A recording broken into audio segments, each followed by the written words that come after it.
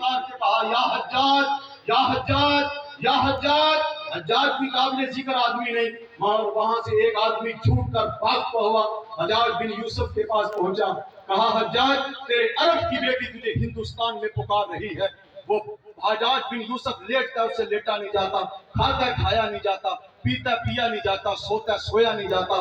اپنے بھتیجے محمد بن قاسم کو بلاتا ہے, جاؤ 6000 کی فوج لے جاؤ اور سپر پاور طاقت راجہ دہر کی حکومت سے جا کے ٹکرا جاؤ. پھر محمد بن قاسم آتا ہے کہ نہیں آتا, سپر پاور سے ٹکراتا ہے کہ نہیں ٹکراتا, فتوحات کے جھنڈے کاٹتا ہوا ملتان تک پہنچتا ہے کہ نہیں پہنچتا, اپنے عرب کی ایک بیٹی کو چھڑا کے اپنے عرب میں لے جاتا ہے کہ نہیں لے جاتا.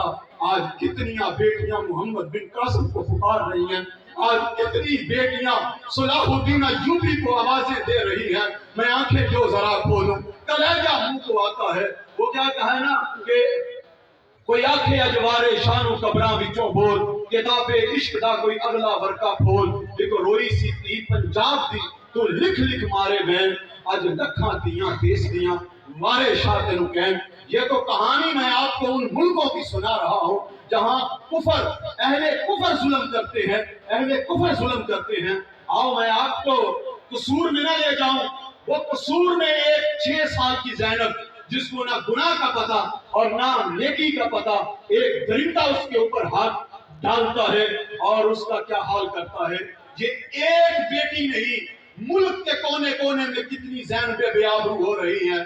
میں کس جگہ کی کہانی آپ کو سناؤں. میں آنکھیں جو ذرا کھولوں کلیجہ منہ کو آتا ہے. کسی کی بے رضا بیٹی لہو میں ڈوب کر بولی, کوئی پہرا نہیں دیتا میری تاریخ گلیوں میں, میں سب کچھ ہار بیٹھی ہوں درندوں کی حکومت میں. عمر اب کیوں نہیں آتا, عمر اب کیوں نہیں آتا. حضرات مختصر کرتا ہوں کہ اب یہ جو نوجوان بیٹیوں کو طلاق دے دیتے ہیں, آنے واحد میں کہا جا طلاق ہے طلاق ہے طلاق ہے. کبھی سوچنا بھائی تو نے ایک لمحے میں وقت ضائع کیے بغیر 3 طلاقیں دے دی. تو نے غور نہیں کیا, تو نے سمجھا یہ 3 لفظ ہیں. 3 لفظ نہیں. کبھی اس بوڑھے باپ سے جا کے پوچھ جس کی کمر ٹیڑھی ہو گئی ساری زندگی ایک ایک روپیہ جمع کرتے ہوئے میں نے اپنی بیٹی کو بیانا ہے اور اس کو اپنے گھر بھیجنا ہے. ایک اس کی کمر ٹیڑھی ہو گئی. اس بھائی سے پوچھ جس نے اوور ٹائم لگا لگا کے تیری برات کے لیے پیسے جمع کیے, تیری برات کی روٹی وہ کام بھی کیے جو شریعت نے اس پہ لازم نہیں کیے تھے, تیری برات کو سنبھالا, تجھے جہیز دے کے بھیجا, تو نے کار کی ڈیمانڈ کی, تو نے موٹر سائیکل کی ڈیمانڈ کی, انہوں نے وہ بھی پوری کی. اس باپ سے پوچھ جس باپ کی بیٹی طلاق لے کے گھر آتی ہے, اس باپ کے دل بھی کالے ہو جاتے ہیں جس باپ کی بیٹی طلاق لے کے گھر آتی ہے. اپنے اندر خوف پیدا کیجئے, احساس پیدا کیجئے. احساس کا نام زندگی ہے. اگر دل میں احساس نہیں تو بندہ زندہ نہیں ہے. اگر احساس نہیں ہے تو بندہ زندہ نہیں ہے. یہ ہاتھوں کے پکڑنے کا نام زندگی نہیں ہے, کانوں کے سننے کا نام زندگی نہیں ہے, زبان کے بولنے کا نام زندگی نہیں ہے, آنکھوں کے دیکھنے کا نام زندگی نہیں ہے. احساس کا نام زندگی ہے. ایک غالب نے کہا تھا رگوں میں دوڑتے پھرنے کے ہم نہیں قائل, جو آنکھ ہی سے نہ ٹپتا وہ لہو کیا ہے. اقبال نے کہا تھا رگوں میں گردش خون ہے اگر تو کیا حاصل, حیات سوزے جگر کے سوا کچھ اور نہیں. اقبال ایک جگہ کہتا تھا آنکھیں تو ہو جاتی ہیں پر کیا لذت اس رونے میں جب خون جگر کی امیزش سے اشک پیازی بن نہ سکا. مسجد تو بنا لی شکبر میں ایمان کی حرارت والوں نے, یہ من اپنا پرانا کاپی برسوں میں نمازی بن نہ سکا. کیا خوب امیر فیصل کو سنوسی نے پیغام دیا, تو نام و نسب کا حجازی ہے مگر دل کا حجازی بن نہ سکا. اقبال بڑا پودیشک ہے, من مو لیتا ہے باتوں میں, گفتار کا غازی تو بنا کردار کا غازی بن نہ سکا. گفتگو کرتا ہے تو مجمع پہ سکتہ کاری کر دیتا ہے, اتنا فصیح اللسان ہے کسی کو بولنے نہیں دیتا. اگر اس کی نجی زندگی کو دیکھا جائے تو اتنی غلیظ اس کی نجی زندگی ہے کہ اس نے اپنے بہن بھائیوں کو صرف اس لیے چھوڑ دیا کہ وہ غریب ہیں, اس کے سٹیٹس کے نہیں ہیں.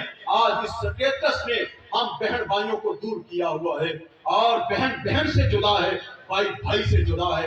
اقبال نے کہا تھا مسلمہ سر نبی بیگانہ شد, بازنی بیت الحرم بتخانہ جد از منات و لات و عزا و حبل ہر یکے وارد بتے اندر بغل مسلمان اپنے نبی کے اثرات سے ناواقف ہو چکا ہے اور اپنے دل کے حرم کو بتخانہ بنا چکا ہے از منات و لات و عزا و حبل یہ بڑے بڑے بت اپنی بغل میں چھپا کے پھر رہا ہے یہ سٹیٹس کے بت کی پرستش کر رہا ہے اللہ ہمیں ہدایت نصیب فرمائے میں مختصر کرتا ہوں کہ کہا عیسیٰ بن موسیٰ ہاشمی نے جا تجھے طلاق ہے اگر تو چاند سے خوبصورت نہیں تو چلی پھر اس نے پردہ کر لیا کہا طلاق ہوگی بڑے پریشان ہوئے مفتیوں کے پاس گئے کہا کہ طلاق ہو گئی یہ بتاؤ کیا کروں یہ بات سامنے کا طلاق ہو گئی وقت کے خلیفہ کے پاس گئے کہا میں اپنی بیوی سے بڑی محبت کرتا ہوں پیار کرتا ہوں خدا کے لیے کوئی راہ نکالو علماء کا پینل بٹھاؤ علماء کا پینل بٹھا دیا گیا فتویٰ تحریر ہو گیا سب نے لکھ دیا